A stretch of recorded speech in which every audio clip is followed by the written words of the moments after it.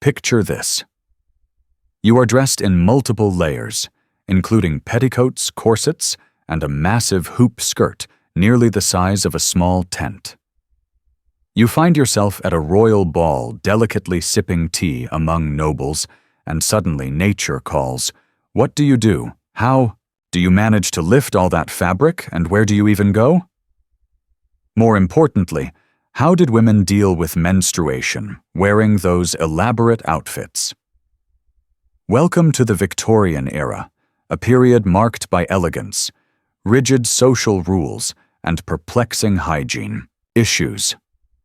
For many years, Victorian women were confined in crinolines and voluminous dresses. Queen Victoria herself was a trendsetter embodying this fashion. These billowy garments represented ideals of femininity, grace, and proper conduct. However, beneath, the beauty lay a daily hardship that most history texts overlook. In the early Victorian days, flush toilets and underground sewage systems were fantasies. Europeans had yet to adopt the modern concept of toilets. When nature demanded relief, people answered wherever they happened to be. The old phrase, "when you had to go, was a simple reality. Without indoor plumbing, individuals relieved themselves wherever possible, behind trees across open fields, or, astonishingly, inside their own homes. You heard that correctly, inside. Have you ever heard someone say they didn't have a pot to piss in? That phrase was more than a crude insult. It depicted a harsh truth. The pot meant a chamber. Pot, a basic bowl used for collecting urine and feces. If you did not own one, you had no choice but to step outside and find a spot. Hoping for privacy in those days was almost impossible, and the streets told the story. Victorians threw the contents of their chamber pots directly out their windows onto the uneven cobblestones below. High-heeled shoes and umbrellas were not merely fashion choices, but vital protection against the hazards falling from above. The chamber pot, often referred to as a jerry in British slang, was an essential item in every household. It came with a lid that was tightly closed after use. This lid was not just for politeness, it served as a clear signal. The pot was full, and caution was necessary. In the grand residences of Victorian nobles and royals, you would never see a chamber pot in plain sight, yet they were omnipresent, concealed inside beautiful cabinets, hidden within decorative furniture, or discreetly built into chairs. Servants hurried through the corridors, checking and emptying these pots several times a day, because nature's demands were unavoidable regardless of wealth. If one had sufficient means, their bathroom might consist of a private wooden bench with a chamber pot hidden inside. Still, no matter how sophisticated the home, a pressing question remained. Where did all the waste end up? The answer was the garderobe, a medieval-style toilet often located on the upper floors of buildings, frequently jutting out dangerously over streets or alleys. When it was time to dispose of the pot's contents, the solution was straightforward. Open the window and throw it down. To prevent soaking passers-by below, a loud warning call of "Gardello," meaning "watch out for the water" in French, would be loudly announced.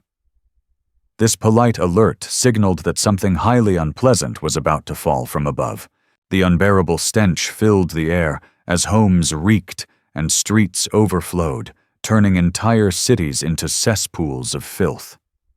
Some roads had raised stone steps to allow pedestrians to jump over the flowing waste. Now here is the surprising part. During both the Napoleonic and English Civil Wars, government officials went from house to house collecting chamber pot contents. Why? Because urine was purified into saltpeter, an essential component for producing gunpowder. In other words, your urine was literally powering the war efforts. Meanwhile, women of that time wore layers upon layers of heavy clothing such as crinolines, petticoats, overskirts, and bodices. With so much fabric, undergarments like knickers were not even considered necessary. The constant rustling of all that material made it easy to miss what was missing beneath. Indeed, through much of the Victorian era, Many women did not wear knickers at all. It was only toward the end of the period, when enormous bell-shaped crinolines began catching gusts of wind and causing embarrassing public incidents, that society quietly suggested it might be time to introduce drawers. However, these undergarments were unlike what we think of today. Early Victorian underwear consisted of two pant legs joined only at the waist, with a split in the middle where it was needed most. Overlapping cotton flaps provided minimal coverage until one squatted, at which point they opened wide like curtains on a stage. This design existed because women were unwilling to lift the heavy 20-pound layers of petticoats, shifts, and skirts each time nature called. These open garments made it easier to manage without disturbing the immense clothing above. Crotch drawers allowed women to lower themselves over a chamber pot with ease, doing so elegantly and discreetly without exposing themselves completely, or at least not to everyone around. So how exactly did this work? Women's chamber pots were crafted differently from men's standard round ones. They were oval-shaped with curved interiors designed to fit comfortably between the thighs. A lady would simply place the pot under her skirts. No need to squat, just a delicate adjustment beneath the fabric. When done correctly, no one nearby would realize a thing. At grand balls or social events, special retiring rooms were often reserved for this purpose. Inside, several chamber pots waited, and maids stood by as assistants. One maid would carefully lift the numerous layers of the lady's gown, while another gently positioned the pot in place. Afterward, a swift wipe with a damp cloth, and the woman returned to the ballroom as if nothing had occurred. However, not all women had such refinement. For many, the routine was rougher and more basic. They placed a pot on the floor, lifted their skirts, squatted, and then cleaned up with whatever was available: old newspapers, leaves, or corn cobs. Rest assured, we will explore those quaint details further soon. At the core of a woman's wardrobe was the linen shift, a soft and washable garment that was changed frequently. Sometimes it was replaced every day or each time a new outfit was worn.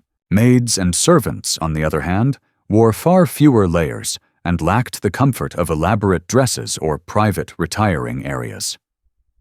Privacy in the Victorian era was a rare privilege few even imagined could be expected. When it came to using the restroom, modesty did not come into play when nature called. In less affluent households, entire families would relieve themselves openly together. There were no separate water closets, no locked doors, only the pot, the floor, or the yard. At high society gatherings, gentlemen would casually walk into the garden and take care of their needs among the flowers.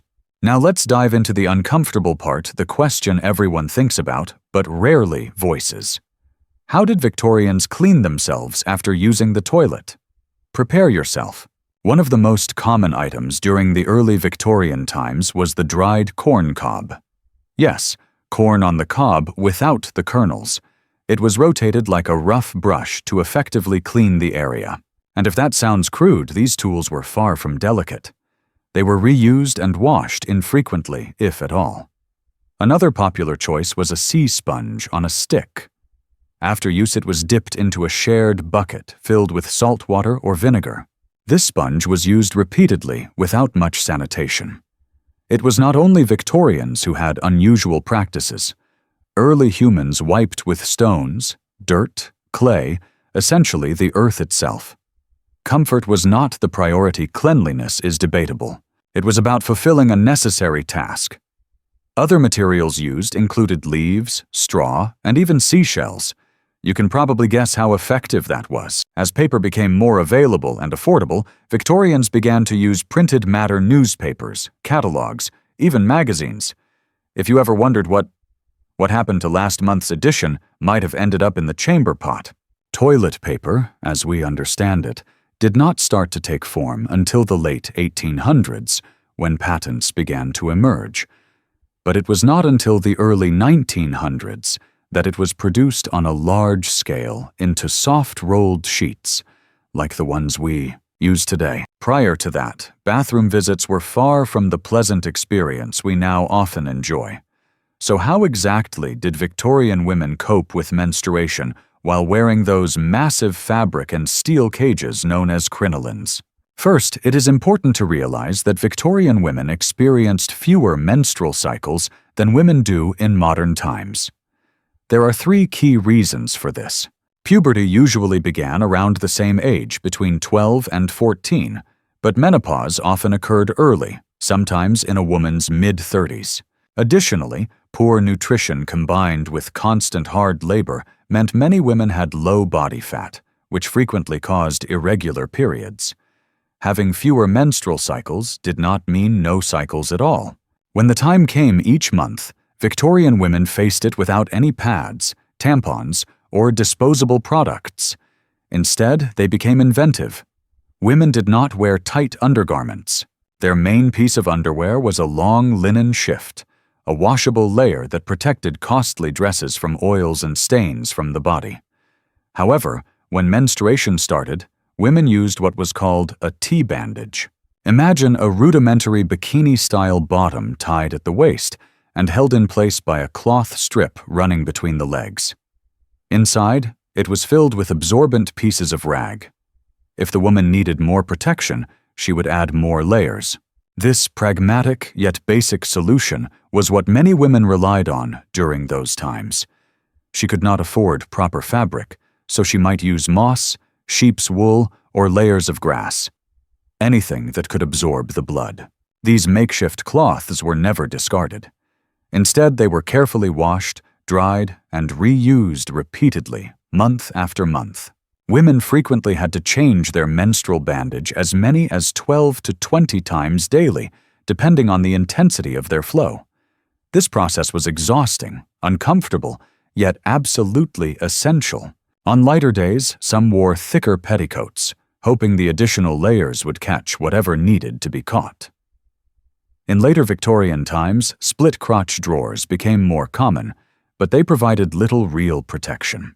These garments were designed primarily to make bathroom visits easier rather than to manage menstrual mess. Through everything, women were expected to maintain grace, composure, and remain completely silent about their experiences. Pain, blood, and odor all had to be concealed under layers of silk, lace, and strict social discipline. Although no one spoke openly about it, every woman endured these struggles. How did Victorians clean those enormous floor-length dresses with trains, lace ruffles, and yards of velvet? They did not clean them as we do today. Laundry during the Victorian era was a taxing ordeal involving hauling water, applying soap, and strenuous scrubbing. A physically demanding ritual. For many families, this was done only twice a year during an event grimly known as the Great Wash. Imagine waiting 6 months to wash your clothes. This was not laziness, but a matter of survival. Victorian dresses were not simply thrown into a tub of water, as we might expect. A small amount of detergent was used. Complete washings happened infrequently and involved risk because water and soap could damage delicate fabrics. Therefore, women tended to refresh their dresses by sprinkling talcum powder on them, brushing away dust along with the scent of sweat and skin. This method did not eliminate the odor, but simply masked it.